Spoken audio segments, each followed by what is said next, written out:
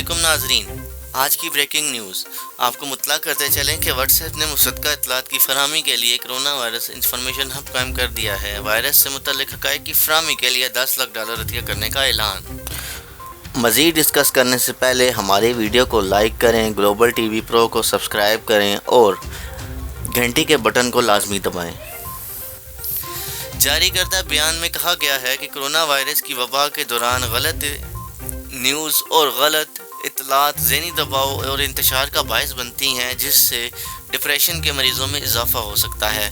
इसके पेश नज़र कंपनी ने सारिफीन को मुसद्दक़ा इत्तलात और मालूमात की फरहमी के लिए कोरोना वायरस इंफॉर्मेशन हब कायम किया है, जिससे आप किसी भी किस्म की कोरोना वायरस के मुतल्लिक इंफॉर्मेशन हासिल कर सकते हैं।